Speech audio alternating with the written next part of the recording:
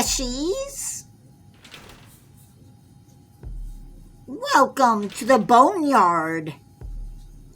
I am the Boneyard Scribe, and I'm back again for another tale. I've risen from the depths to spin another yarn with you that'll send shivers down your spine. Today, we're diving into the murky waters of a local legend. A tale whispered on the wind and painted across the faces of those who live by the Great Lake. Folks here say there's something ancient swimming and stirring in the depths.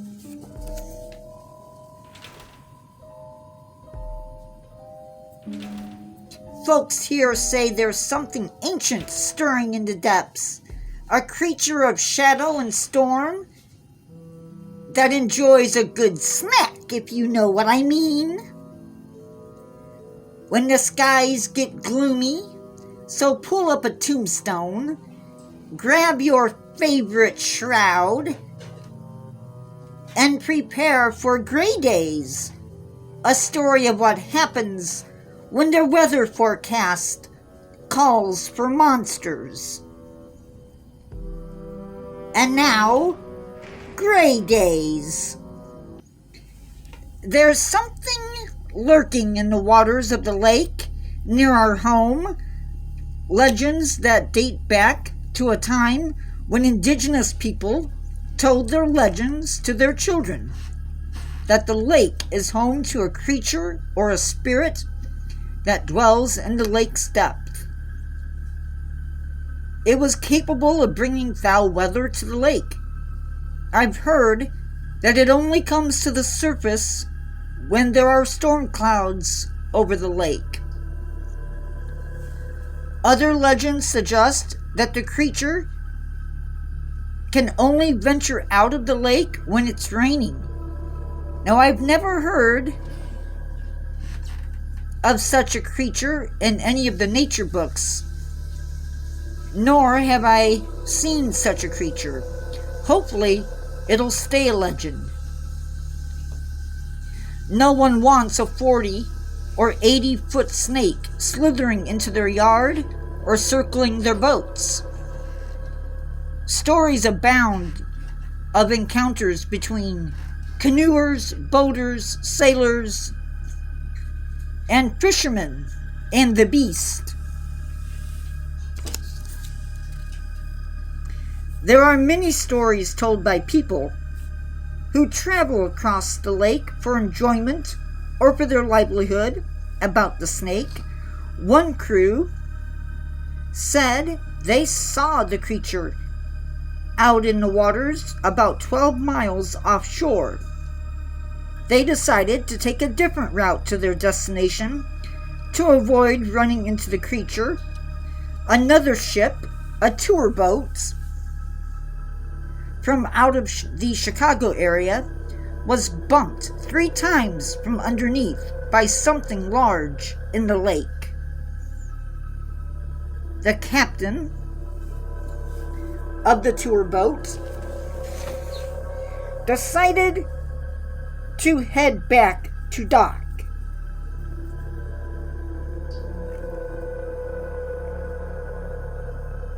Still, there are other stories out there of sunken ships and missing bodies.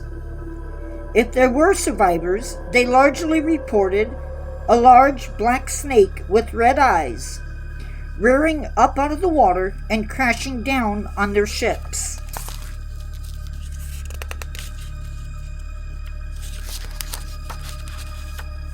They might have witnessed the creature devouring their fellow sailors. People either believed them or thought they went through something fierce out on the lake.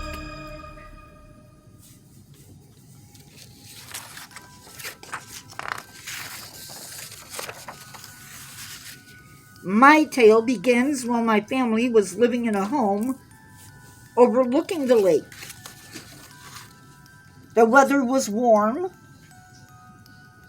but had been overcast for the previous 3 days. It is believed that the snake spends the sunny days sitting within the levels of the lake that get sunlight.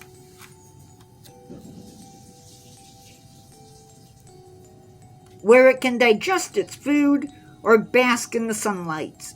At night, or when the dark clouds hang over the lake, the creature hunts its favorite food. Today, I was watching the lake from my room. The lake looked calm, and a couple of ships were visible through my binoculars. I love to do that for hours at a time. I came back later in the day to my room, but this time the weather had shifted, and the storm was moving across the lake. I always liked watching the lightning dancing in the air from cloud to cloud, but I also enjoyed watching the lightning dancing and striking the water. I saw a small boat that seemed to be returning back to dock. As I watched the ship, a black shape moved through the water.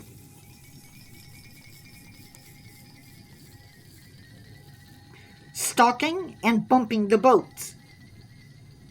The boat struggled to get away from the creature. The snake was not going to let them leave. It circled the boat, then rose 4 feet out of the water. And like all the previous tales, came crashing down on the boat, capsizing it. If I had not seen it with my own eyes, I wouldn't have believed it. What happened next, though, was horrifying. I saw 5 people in the water with the beast. One at a time, the people were consumed.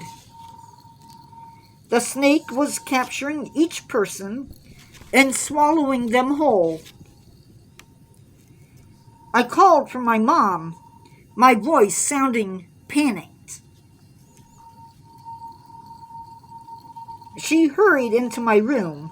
I handed her my binoculars and pointed to where I last saw the creature.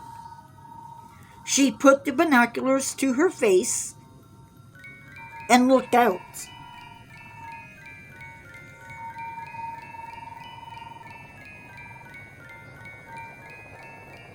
I could tell by the look on her face that she saw it.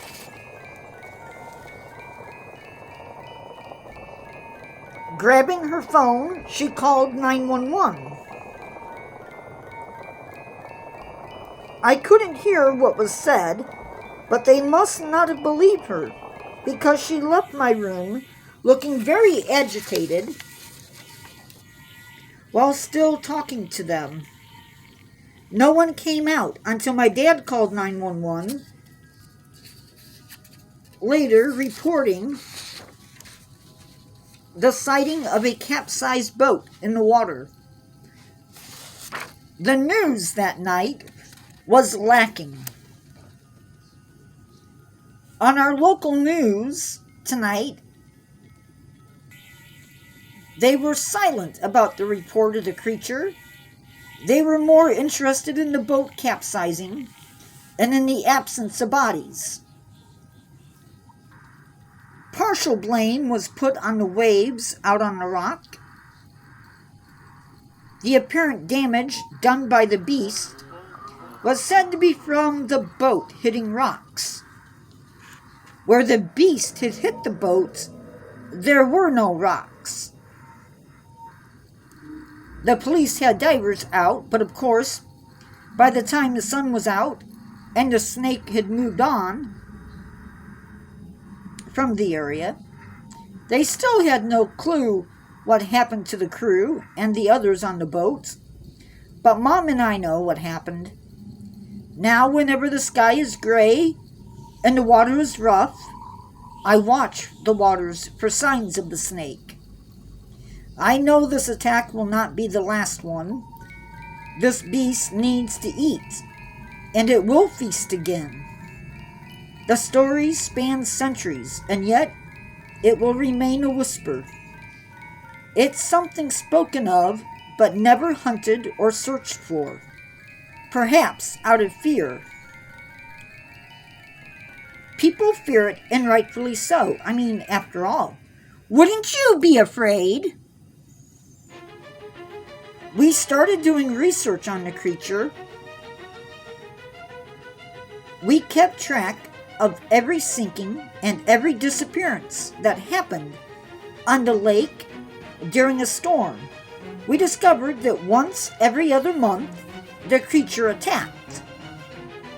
Sometimes it happened by us, and other times in other spots in the lake.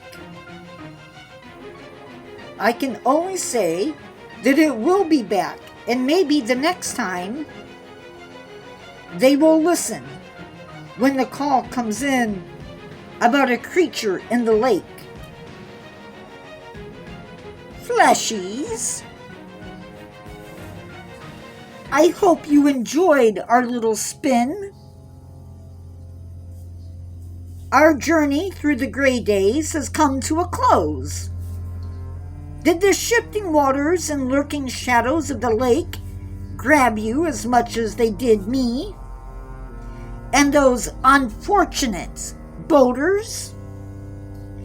It just goes to show that even the most serene bodies of water can hold a dark secret, especially when ancient creatures decide it's snack time.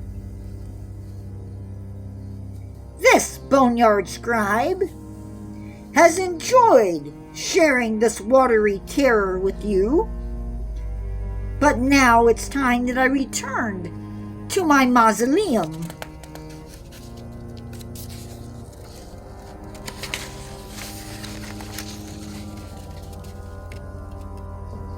Where I can listen to echoes of forgotten legends. Until next time, be wary of ominous weather forecasts, and remember that some depths are best left unexplored. Farewell, and may your own aquatic adventures remain relatively monster-free. Pleasant nightmares, Fleshies! See you next time, Fleshy. Goodbye.